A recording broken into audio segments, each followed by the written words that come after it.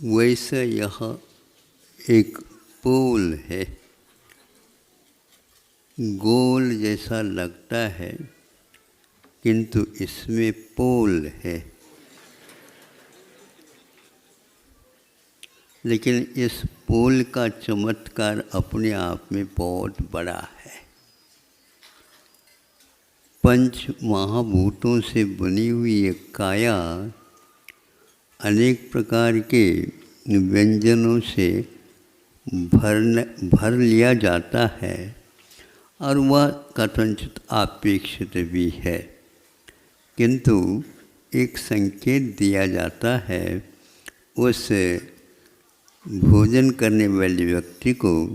ये पंच महाभूत में से चार तो अन्य में आ जाएंगे, पांचवा वह आकाश है। और आकाश का नाम तो हमने बता ही दिया, वह गोल अवश्य है और उसमें पोल रहता है।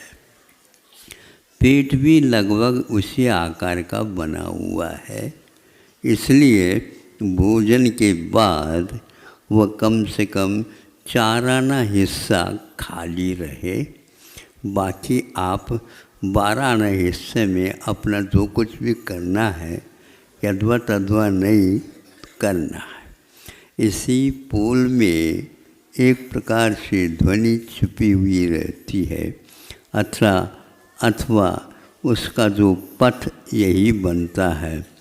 ठोस जब कभी भी कुछ आ जाता है तो उस ध्वनि के लिए आहत हो जाता है, टकरा जाती है और इधर उधर वह बिखर जाती है।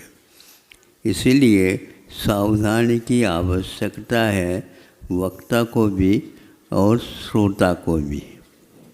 श्रोता अपने ध्यान को इधर उधर भेज देगा तो वह शब्द आकर के टकरा करके यूं ही चला जाएगा। इसलिए वक्ता को भी बहुत सोचना पड़ता है कि कौन से शब्द का चयन किस प्रसंग में करें।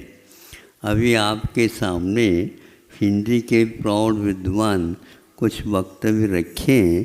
वह वक्तव्य क्या, एक प्रकार से लयबद्धता के साथ एक भाव अभिव्यक्ति थी।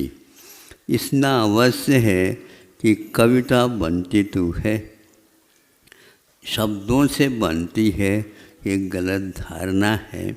शब्दों के माध्यम से कविता के भाव अवश्य ही व्यक्त होते हैं। जब वह कविता आ जाती है तो शब्दों का एकमात्र पुरुषार्थ उसमें रहता है, लेकिन जैसे ही शब्दों में वह अभिव्यक्त होता है उसमें यदि अर्थ रहता है तो वह कविता में एक प्रकार से लय आ जाता है, अन्यथा शब्दों का प्रलय हो जाता है। आप लोग हम तो प्राय करके शब्दों को उत्पन्न करते हैं और प्राय करके इस महापोल में वह विलीन हो जाते हैं, उसका कोई अर्थ नहीं निकलता। समझ ले इस बात को भी कि शब्दों में अर्थ है, क्या कहाँ अन्यत्र उसका वास रहता है। इस आकाश में शब्द गूंजता तो है, शब्द गूंजता है तो उस शब्दों में कुछ लय लाने के लिए और क्या पुरुषार्थ करना होता है। तो यहाँ पर प्रश्न का उत्तर यही दिया जाता है कि शब्दों में क्या आत्मा में अर्थ छुपा, सो कौन सोचता, कौन सोचता बताओ। पोथियों में शब्द रहते हैं, शब्द के संकेत रहते हैं, किंतु उन शब्दों के साथ संकेत भी रहता है, अर्थ की ओर जाने का मार्ग भी होना चाहिए। आज का युग शोध प्रबंध के नाम से प्राय करके शब्दों का संकलन तो करता है ये युग, किंतु उस लय का, उस कविता का संकलन नहीं हो पाता। ये बात उनके मुख से ऐसी सी निकल रही थी, किंतु वह अर्थ छुपा है सो कौन सोचता है, और जो सोचता है वो शब्दों के बारे में नहीं सोचता, किंतु उस अर्थ के बारे में सोचता रहता है। छोटा सा भी अर्थ क्यों न हो, कर्णेंद्र का विषय बनता है, किंतु वह कर्ण प्रिय लगता है। हम लोगों का या और किसी का वह शब्द निकलता है तो कर्ण कटु, अर्थ स्पष्ट है ही नहीं, और यदि अर्थ भी है तो वह और कटुतम होता है। तो हमेशा हमेशा के लिए शब्द तो निकल जाता है, लेकिन वह कटुकता पलती रहती है भीतर और घुटता रहता है आत्म तत्व। उसको सोचना चाहिए, इस घुटन को आपने स्वीकार क्यों किया? छोड़ देता, एक कान से सुन लिया, दूसरे कान से निकाल दिया।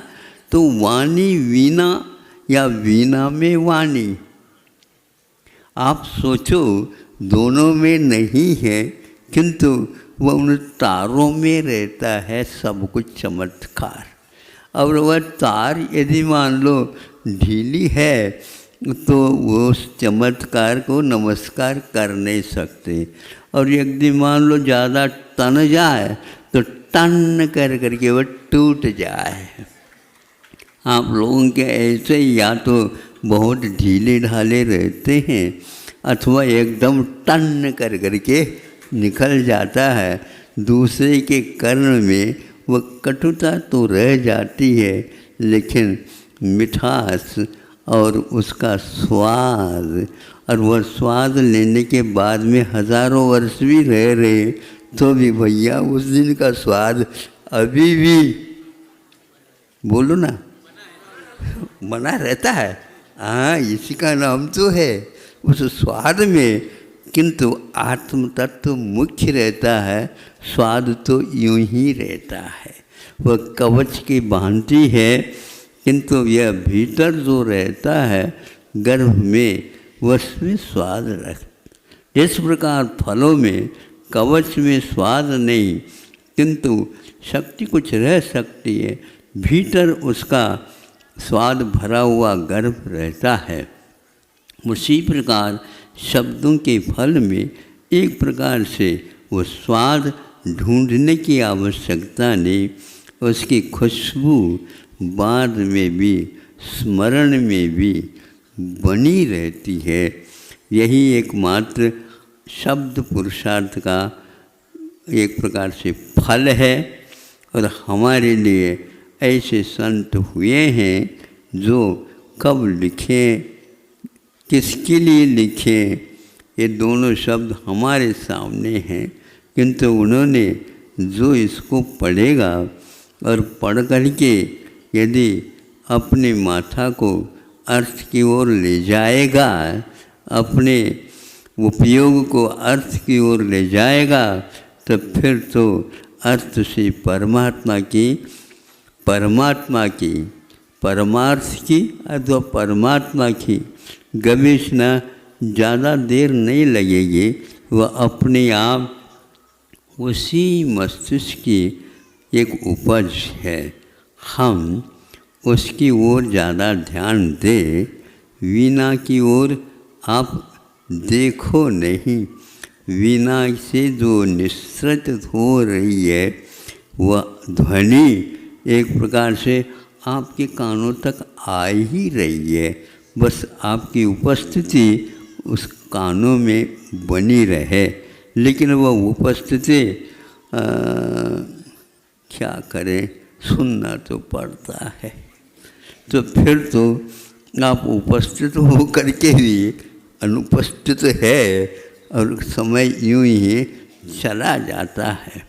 हमारा कहने का तात्पर्य इतना ही है कि 2 दिन एक बार कहा तो था, कई लोगों को अच्छा नहीं लगा, लेकिन मुझे तो इसकी प्रतीक्षा थी। ये जो प्रतिदिन आप एक व्यक्ति के मुख से सुनते हैं, पहले बहुत ज़ोर से बोलते थे, हमारे कहने से उन्होंने अपनी गति को परिवर्तित कर दिया है। और आज ऐसा लग रहा था कि वो वही व्यक्ति है या दूसरा और स्थान पर नियुक्त है। सेल्स उतने ही लग रहे हैं, ऐसा नहीं, बहुत कुछ कटौती हो गई है, लेकिन फिर भी उसमें एक प्रकार से लय आने से ज़्यादा भगा दिया तो उसमें लय नहीं आएगा, किंतु पैरों के शक्ति जो है उसका प्रलय हो जाता है।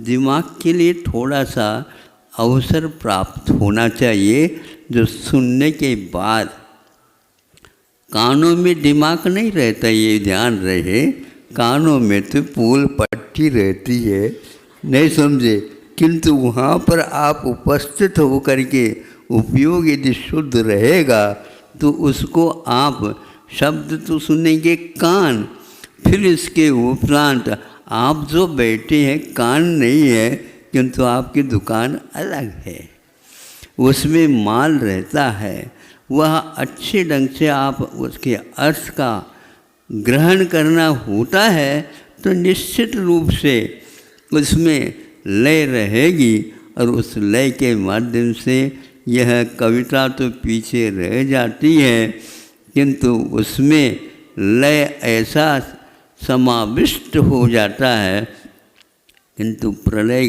काल भी आ जाए तो उसमें भी वह लय हमेशा हमेशा बना रहता है। ऐसी गाथाएँ, ऐसे सूत्र, ऐसी कविताएँ, ऐसे गीत, ऐसे कुछ प्रसंग शब्दों के माध्यम से कवियों ने, संतों ने संकलित किया, हम लोगों के लिए भी उन्होंने परोसा, लेकिन हमारी वह वृत्ति कहाँ तक उसको स्वीकार करती है, ये भगवान से प्रार्थना करता हूँ। भगवान मुझे और कुछ नहीं चाहिए, संतों के द्वारा जो लिखा हुआ है, जो बजाया गया है, वह लय भर हमारे कानों में गूंजता रहे और उसके द्वारा हमारा भी कल्याण हो जाए। अहिंसा परमो धर्म।